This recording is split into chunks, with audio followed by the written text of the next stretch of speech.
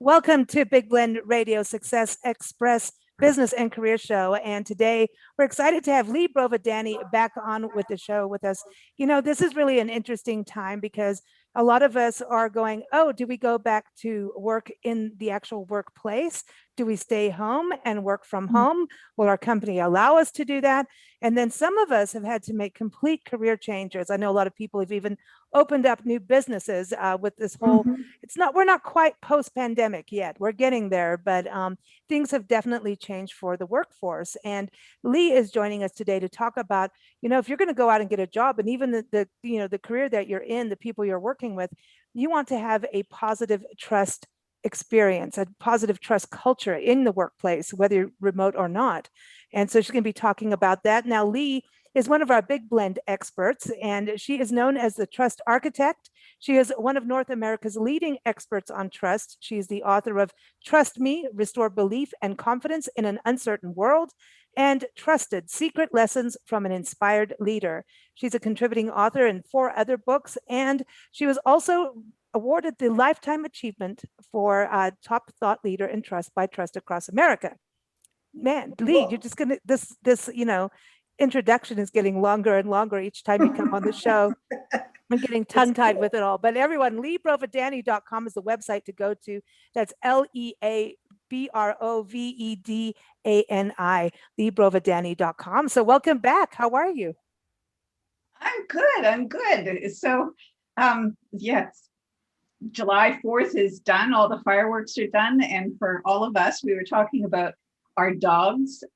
Now our dogs can calm down. They trust that there won't be any more big, loud noises for the next couple nights. Hopefully. Yes. Exactly. You know, this whole thing about you know, 4th of July is a really good, comparison there because, everything's working along smoothly. Then COVID comes and everybody changes. Like, okay, here's 4th of July, kaboom, kaboom. The dogs in the house are like, what's going on? Are we under attack? So, and people don't just do it on 4th of July. They start doing it on the Friday and the Saturday. And then I bet you more people do it tonight again because they'll have more fireworks left over. So there's, that unsettled feeling, and it's that surprise that makes you wonder about trusting your environment. And you always have to have a little bit of eye open, like, okay, things always change, but in the workforce it has completely changed. COVID really has changed things around, and we're watching things open up everywhere across the country as Nancy and I travel, and also a lot of scrambling because even going back to work, it's like, well, how did we do this? I don't even know how to use a coffee pot in the office. You know what I mean? So there's a lot of change. And I think change is a breeding ground for distrust sometimes. Yeah. And I've talked to a lot of people who said that they can't attract the workers back. So all of the stores and restaurants, people don't want to go back to those jobs, and they're having a heck of a lot of trouble finding people just to even man the stores. So talk to people that in some of the small rural areas, they go to the store to pick up something and there's a sign on the door that says staffing issues, we're only open on these days. So instead of being open 7 days a week, they're having to close a couple of days because everything's kind of turned upside down. And I've talked to leaders who have said that their staff are saying, I don't want to come back to the office full time, maybe a couple of days a week, maybe, but they're quite happy working from home. And I think that has surprised a few people because even with COVID, we've missed the interaction with people. And yet the other side of that is we don't want to go back to the office where we get to have that interaction. So yeah, it's an interesting dilemma. Yeah. I know a lot of our clients are in the hospitality industry, and hotels and restaurants are having a really, really hard time getting their staff back. I don't know what their staff went on to do that was different, but they're not coming back. It's an interesting thing. So maybe that particular industry has to take a look at how they're managing their employees and how they're paid. Or leading. Yeah. Leading. And where did they go? Mhm. I don't know. Where are because these staff going to get employed? I That's don't know. another question that makes me curious. Does it make you Mhm. curious? Like, Mhm. Yeah, they're not working there, and that was what they did before. What are they going to be doing? So that's, I don't know. I think but more businesses are opening up, which maybe we'll see a revival of the small business. But it's also interesting what you say about, stores being closed part-time, like, okay, we're not consistent anymore. And in tourism and in marketing, consistency is key. If someone drives to go to your restaurant and you're closed, people do drive over an hour for a really good pie or really good ice cream or whatever, a good wine, whatever it is, they will drive for it. And you get there. That's why I say in everything, check websites, call even. That's even, Mhm. sometimes they don't even Yeah. update their websites. Exactly. Then that consistency is lost, which again, doesn't that go back to part of trust is having consistency. So it's a very interesting time. And I wonder how many companies aren't, they're definitely stressed doing it, but I wonder how they're going to create that balance of getting some consistency back and also not BSing about it. You know what I mean? I feel sometimes that some Yeah. companies are just cutting the wrong corners, maybe. yeah. You don't have And to. you want your customers and your clients and the people who work to trust the environment. They have to know, and in Mhm. order to do that, they have to know what to expect. And so being able to have the consistent hours. Mm. But right now, I don't think we've come to the point where we can manage. Sorry, that big sound is one of the things when you have work from home is you have dogs, and my dog just Yeah, here. see, we were talking about dogs. Well, let's just be. Oh Oh, no. come on, let's. Oh Oh, no. that's little Booker's There we go, nose. Booker. There's Booker. There Hi, we Booker. go, Booker. So, That's our well, little. Sorry. no, So but that's part of the we consistent took a environment. You know. we took a quick dog break where Booker just pushed his way through the closed door because he doesn't respect boundaries. But this going back to the hours, I think we're not in a new normal yet. We're really not. It's a balancing act. And even in the tourism industry, it's like this flood of everybody out driving. We drove from Prescott, Arizona to Albuquerque over Friday of the 4th of July weekend. And it was like, oh my God, I forgot about Ooh. this kind of traffic. It wasn't a long drive, but it was a long drive by the time we, went through, well, we went through monsoon storms and everything, which was pretty cool. But the traffic was back to the normal of 4th of July traffic. And we've been spoiled. Nancy and I have totally Oh been wow. spoiled for, Yeah. over a year being on No the road traffic. during the pandemic where your major traffic is truckers. And That's so, it. we still didn't get our CB radio. But anyway, going back to that, we're not quite there. So there's this big, boom of tourism, but eventually it's going to level out too. So there's change, there's inconsistency. Yeah. I think, you talk about some of, your pillars of trust is communication, commitment. So communication isn't that kind of key right now for people, for the business owners to let their customers know, use your website, your newsletter, your social media, be very transparent about, hey, we're still dealing with this. Don't just leave it to a sign on a door.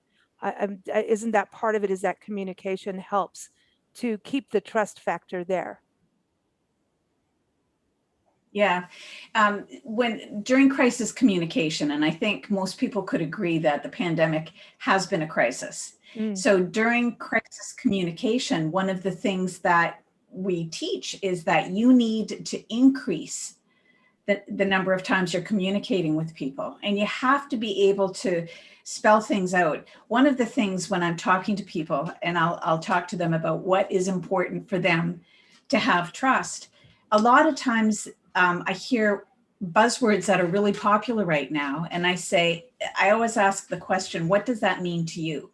Mm. So I was talking to someone today, and they said, well, I think it's really important if we're going to have trust with our group that there's transparency. And I said, okay, what does transparency mean to you? Yeah.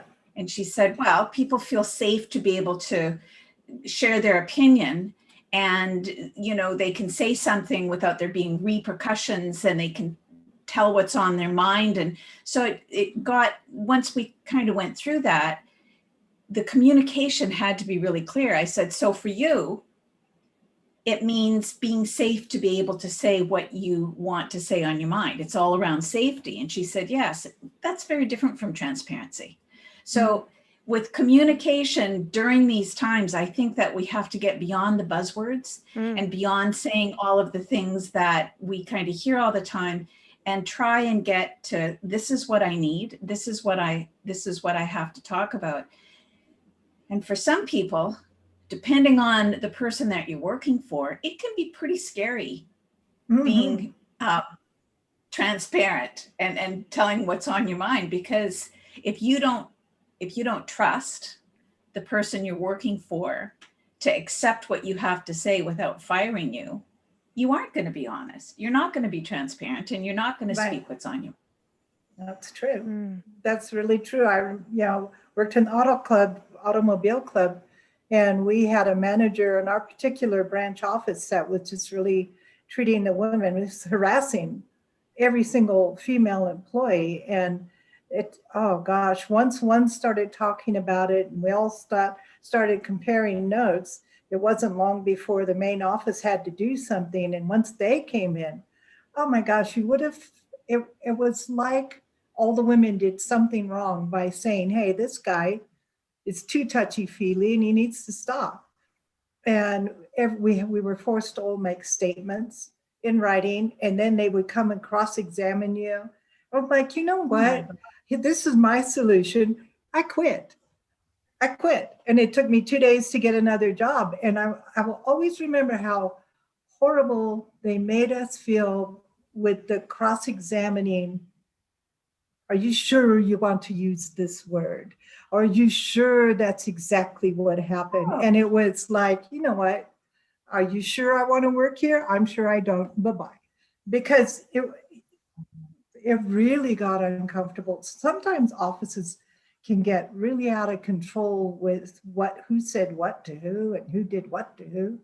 The office environment can be toxic and challenging. We're working from home.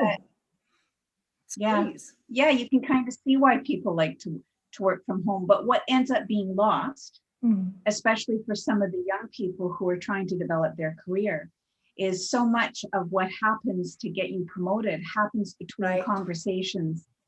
Like I say, hallway conversations, but a lot of times in meeting.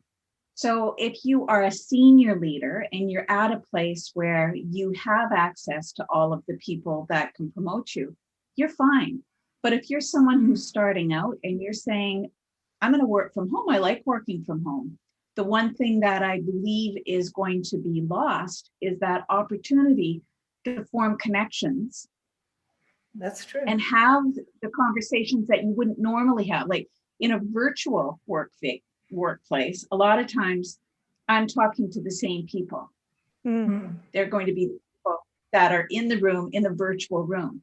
But if I'm in an office, there's the interaction that you have where, the three people above your position all of a sudden have an opportunity to see your work.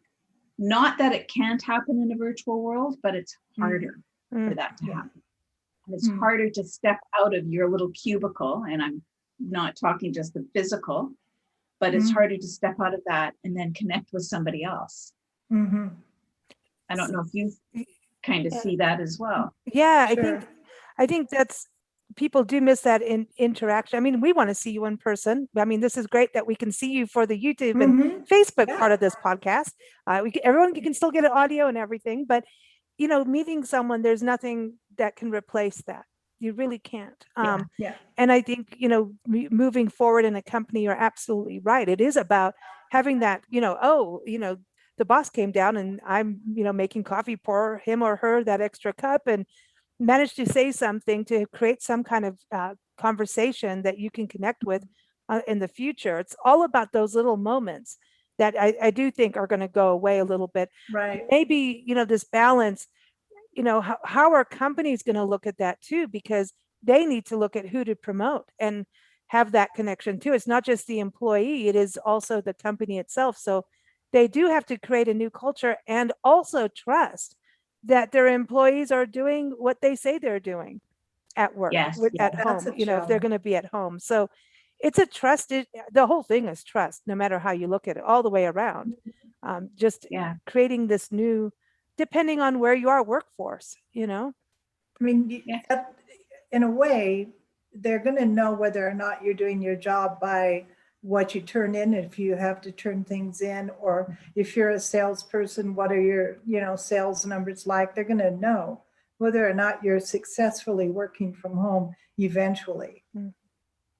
There's going to yeah. be checks and balances. So it might be more comfortable to work from home, but it might not be as lucrative, and you might not be as successful working from home, or you might be more successful Yeah. depending on your Yeah. home environment. I mean, some people have a ton of kids running around, and maybe that isn't really quiet enough or professional enough. This really depends on your home environment, I think. And there's also the other side of it, that if you have children and you are able to work from home, there are times when that saves all of that, because childcare, I know some women who spent like 40% or 50% of their salary on childcare expenses. Right.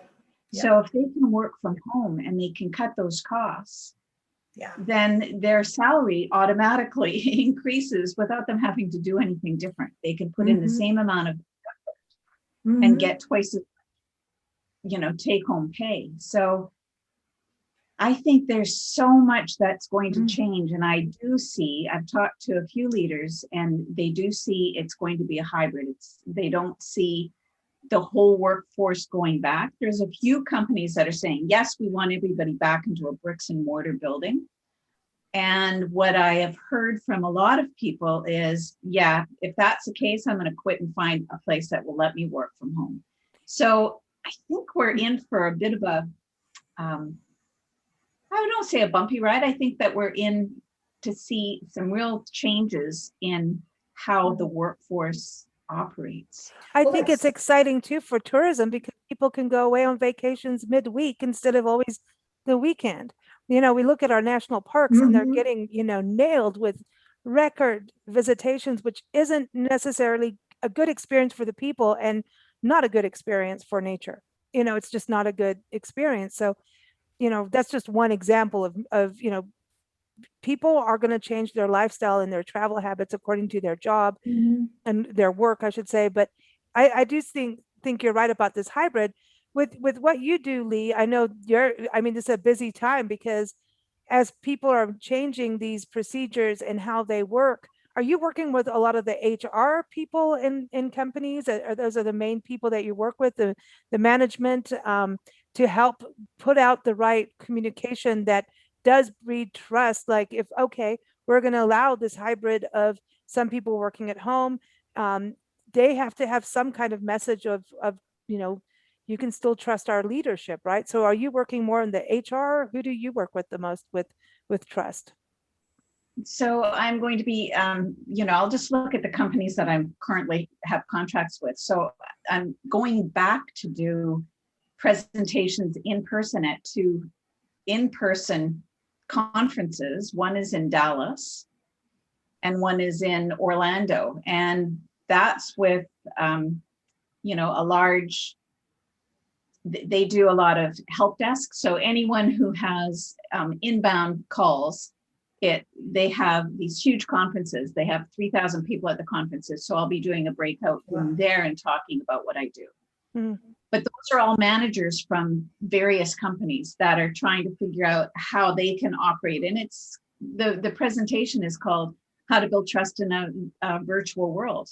So, and it's all about the hybrid presentation. So I have a couple of months, and I can tell you that my process of doing things is that I'm starting to do my research, and between now and September, I'll dive into it and interview a lot of people who have workforces that are both working from home and going back to the office.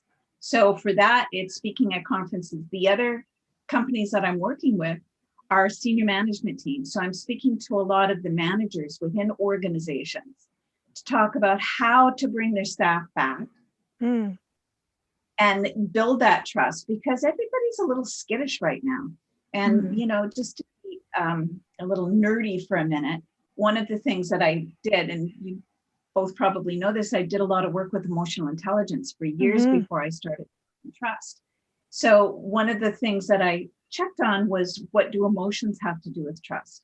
And positive emotions make us trust people more. So if we're laughing and having a good time, and when I see you, I'm smiling and everything, it usually indicates that I trust you, because positive emotions, and you think about it, Mm. if you see somebody and they make you smile, there is usually a trust component to that relationship. Mhm. Right.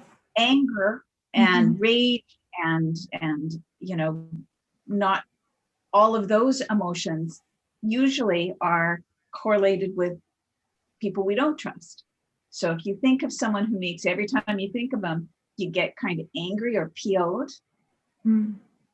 when if someone were to say to you, well, do you trust them? Probably not, because Mm. those negative emotions. So if someone insults you all the time, if someone you feel like uncomfortable, or Nancy, in your case, the company that was making you go through all of those hoops Yeah. just to be able to speak your truth. Yeah.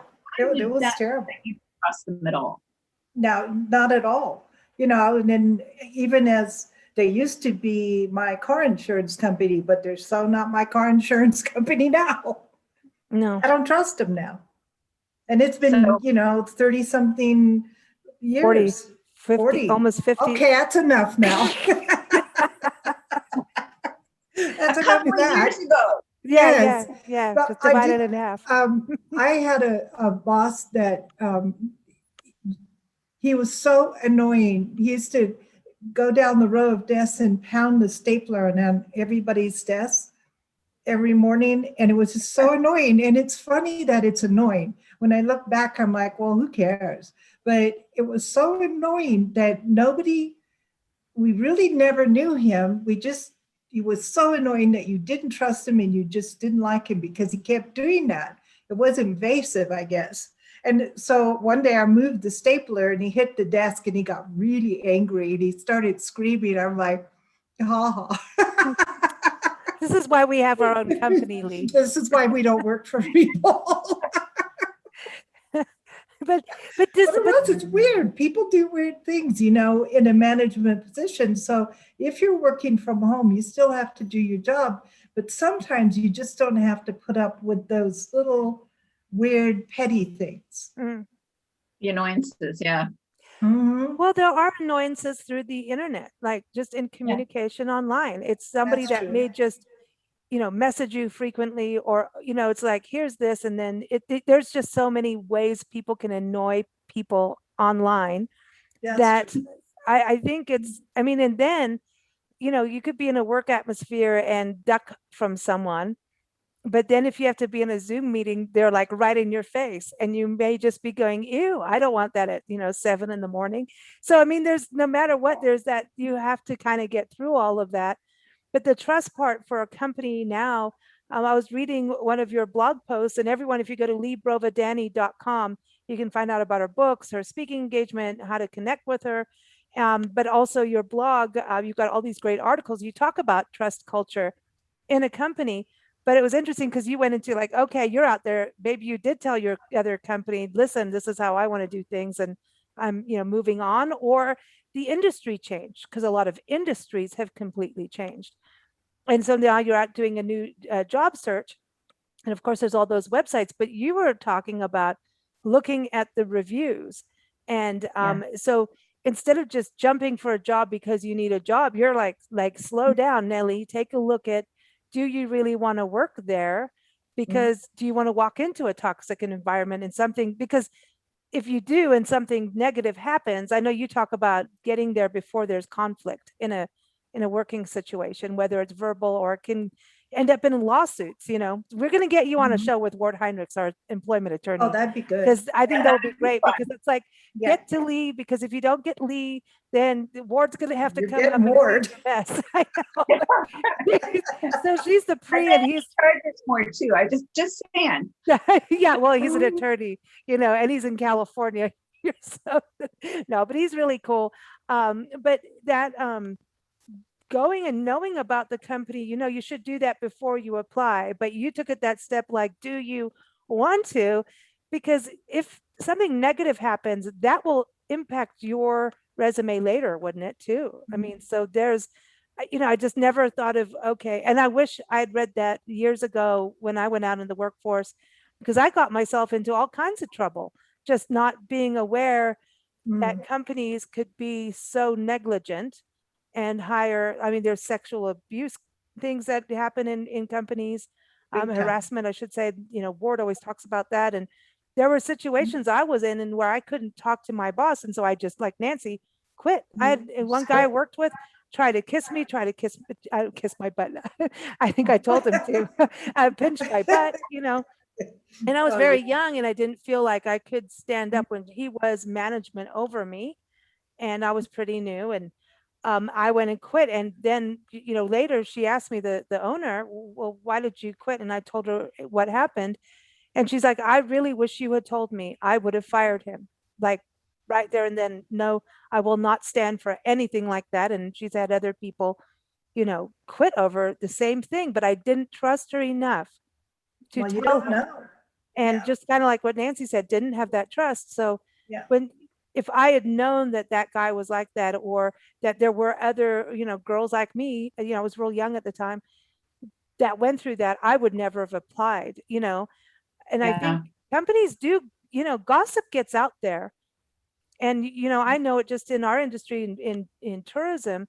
I see people, they hop, hotels do it, restaurants, chef hopping, Mhm. bartenders hop from one to the other, and everybody Right. knows the scandal of what's going down in a Mhm. town, in a city. I don't Absolutely. care how big it is. Yeah. That industry knows, like, don't work for this person. She didn't pay her bills, didn't pay her salary. You know what I mean? So I think what It's you're saying is so, I know it's I'm going on and on, but I think it but was, I it's just I wish we'd known you a long, long time ago. but it is the hospitality industry is probably one of the few industries where people quit, go back to the same environment, get fired, then you get rehired by the same environment, back and forth with the same people in the same town. And it's interesting to me because I mean, I personally, if I quit, I quit. We're done. That's it. But you see in the hospitality industry that a waitress will get mad and then she'll quit. Server. And then server, wait, oh, yeah, okay. Oh boy, that's a good thing I don't work in that. But anyway, and then when they will go and get the same job working for the same people that they swore they'd never work for again, and then they'll quit 3 months later. It's a crazy industry. It really is. But I've worked up in Nunavut, which is north of the Arctic Circle in Canada. So if you look as Wow. far as you could possibly look, where you Mm. think that there can't possibly be anyone living there, and I've done training sessions up there. So it was just one of the best environments. But, some of those villages are so small that there Mhm. are just maybe 3 jobs that you can Oh, yeah. have. Wow. And one of the fellows, when I was teaching management, leadership skills. And so one of the young Inuit guys came up to me and said, I'm having trouble managing my staff. Maybe you can help. And I said, sure, Sheldon, like, what's going on? He said, well, one of them is my sister and one of them is my cousin. And whenever I try and tell them what to do, they say, oh, shut up, Sheldon. And so, it's a That's completely funny. like, for every time you can say, well, here's the rule, you have things like that happen up north that break all the rules.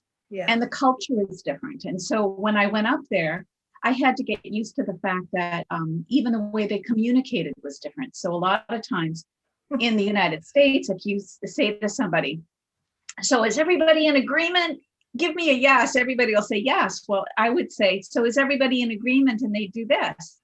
And scrunching up their nose meant yes. And it was like, okay. So like you Okay. had, anyways, I'm telling this story, but a lot of times you have to look at the reason they go back to those same jobs is it is the only job in town. Maybe. So if you're working in a lot of places and you've got a very specific skill, then you might put up with a bit more crap. Right. Because there's no other game in town. So you have to be able to, I think that for anyone who's listening to this, if you're having trouble developing trust, then give me a call. You know, Liz, you can give the number later, and let's work on some strategies so that you don't have to leave. If there's only one game in town, or you actually like what you do, but there's some person that is just making it so difficult for you that you don't trust the environment. You like your job, you don't like what's going on. Right. Then there's things that you can do. And there's things that you can explore. And one of them, you know, a lot of it is around communication. If you're afraid for your job, then that has to be a situation that is handled really delicately. Otherwise, we have to get Ward in. Yes. And discuss that. But, you know, the example I gave was really unique up in like northern Canada. But in every city, in every town, if you like the task and the job that you're doing, but it's the environment that needs change, then be part of that ability to change that. And I find that there's a lot of people like you, Liz, if you would have known that you could have gone up to her and said, listen, this guy's way too handsy and he's tried to kiss me a couple of times. If you trusted that, you could have kept the job. Maybe it's better that you didn't, because you've got a really interesting career now. Oh yeah, I mean, but I think it is that trust of communication and the environment change, and that's a really good point. There's a regional shortage of that specific job, but there are people that are really, you know, I'm a biologist who only works on this kind of fish, and they are the fish person of the world. You need to somehow be able to deal with you don't dump your career that's important and you love over an idiot at work or in a bad environment. The environment has to change. I mean, look at the whole thing with our police force. That's obviously having to change. I mean, because right now, talk about a trust issue. The whole country is in arms over the police force. That happened when we lived in South Africa. You didn't call the cops as women, you know, so and they changed that. Well, I don't know now, but that way back when, let's put it that way. If you don't have that change of environment, and you have to trust the process and you have to connect with others that may help you change it. I think everybody, once they get into a trusting environment where you do have fun, where you're having a good time and enjoying your work, no matter how traumatic it could be. If you're, you know, working the ER, or you are a policeman or woman, or you're doing firefighting, this is a very traumatic career. It's very emotionally, it's a hard career. So you have to have those things set up where you have to have that team. You have to. And you have to get to the point. It's like when the military, if you're going to go out into a battle, whether or not you like this person over here, if it's, you know, Shorzy to the right, if you don't like Shorzy, you're going to have to still trust Shorzy to get forward through whatever you're doing, no matter how bad it is.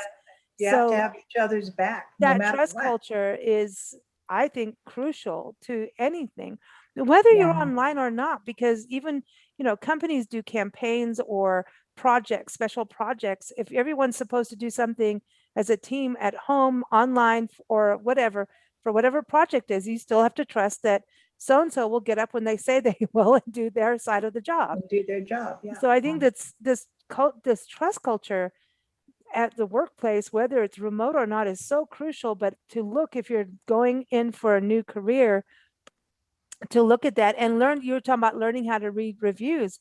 You know, we were never really big on the review thing until we started, you know, pet sitting as we travel and reading reviews, because I read a review before we apply for a house sit or a pet sit, because we don't want to be in a filthy, horrible location that doesn't work for Right. us, or in a negative. And you have to really read the reviews and learn how to read between the Yes. lines, Yes. you know? Yeah.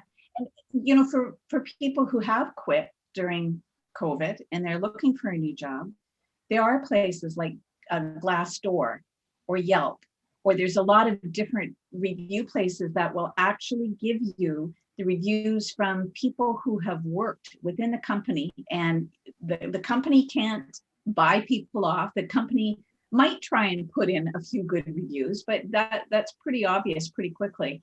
And people who have worked for the company will write reviews. And so you get a sense, like before, and I said this in the article, before you could walk in the door and you got a sense of what it was like to work for.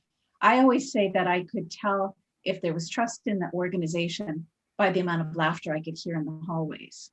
Mhm. And, you know, before it used to be, well, if there's laughter, you're thinking slackers, what are they laughing about? But really it's not. It's that if people are relaxed and they're laughing with each other, their brains are working better and they're more fully engaged.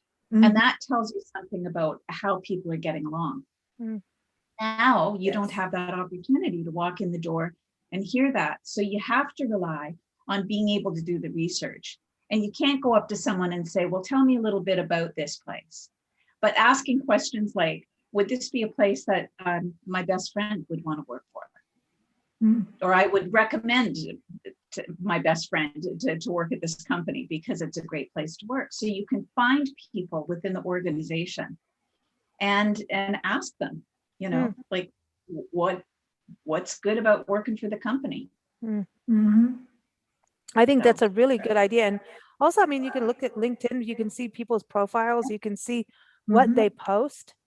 You know, is it negative? Is it, you know, crazy political stuff? What are they doing as individuals? Even if, you know, you get all these executives that are, my opinions are my own and not my company's, but and you're still spouting them out there. Well, you're letting us all know who you are. It doesn't matter if it's not the company's. You're still in some way. It's a very odd thing. I think one day, well, it's already happening. The new wave is like, what are you allowed to do on social media when you're working for someone? You know what I mean? Can you be your own person on social media? And that's a whole other thing. But you can use it to check people out. But it's the same as if you're talking to other people and you're working for a specific company. You really do have to watch what you say because it'll get back. Mhm. You know, Yeah. so you know you tend to have your friends be partially your coworkers too, because you know them so well. You spend a lot of time usually in the workforce. You spend time with people. So you really do have to be careful what you say, whether it's online or verbally, you because know? once it's online, it can Yeah. be up there forever. You can think that you erase it, but Mm. if someone else has copied it's there forever. So you should be really careful about what is posted. And that's one of the things my Yeah. husband and I joke about. Like, it's not that we weren't um, hellraisers when we were younger. It's just that there's no proof. Yeah. See? Well, and it's true. Like, I don't know what the pandemic would have been like without the internet.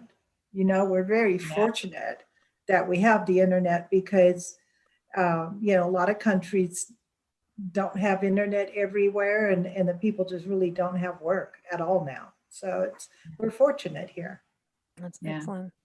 You Well, remember this story? You read my book, so I was thinking about this with all of the harassment. And one of my closest friends works in the movie industry. She's a set decorator, and she got an Academy Award nomination when she did the set decoration for Clint Eastwood movie. Anyways, her background, I could go on. you're just trying to mess with Nancy now. Yeah, okay. And I've heard that story, but she Yes. got a Gemini Award for Passchendaele, which was a movie out of Canada. But she was working on one movie, and she had a young girl working for her. It was her first or second day on the job, and she was sent to the warehouse to pick up a prop and bring it back up to the office. And the director saw her going out, and he jumped and chased, kind of walked after her, and then tried to sexually molest her in the warehouse. Wow. And she fought him and ran back to Jan's office crying, and told her, and Jan said, "That's it, we're calling the police, we're going to report him." Now this was years before the Me Too movement. So, and directors are God on a movie, especially a big budget Hollywood movie. Yeah. And Jan is in the craft area, which doesn't have as much power, and she's tiny. And I said, she makes Florence Nightingale look mean. Jan is one of those people who finds baby birds out of nests and hand feeds them and puts them back in the nest. She's one of the kindest people I know. But she marched into this director's office and said, "If you touch one more girl or one other person unwanted on this set, and I don't care if they work for me or if they work for another department, I will cut off your balls and put them in a basket and hand them to you." I don't know if I'm allowed to say that in the. You can say whatever you want. Yeah, that's okay with me. Anyways, I was so shocked because Jan is known as being one of the easiest going people to get along with on the set. She's a hard worker. She's fair. But when this young girl was too afraid, she said, "Jan, I'll never work again. I'm just starting out." See. And Jan said,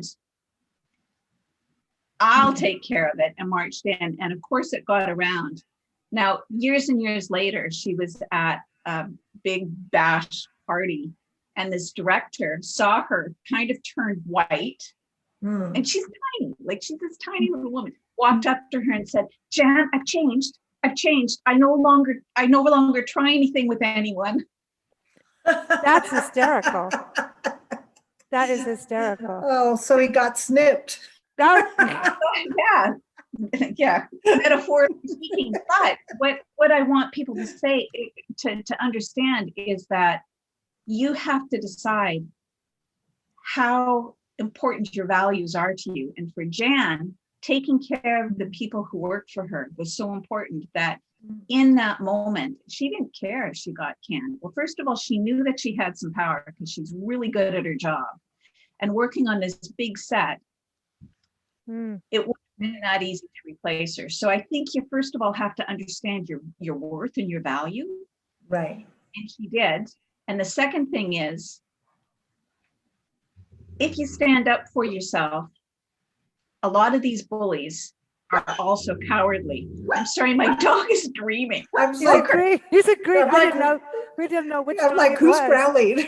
We've got two dogs here, so I'm like, what did I do? Brooker's got good timing. Usually is very quiet. Well, it's a dog connection here, but he's agreeing with you. But I think that's the thing. It is about knowing your value, and it's like calculated risk, right? It is that, but standing up for what's right for who you're working with or who's working for you, that is important. That's that level of trust. You want teamwork is that your team has your back and you have their back. Yeah, and that should be for leadership as well. It's like, if you can't trust that person, it's not going to work. The company is not going to be productive.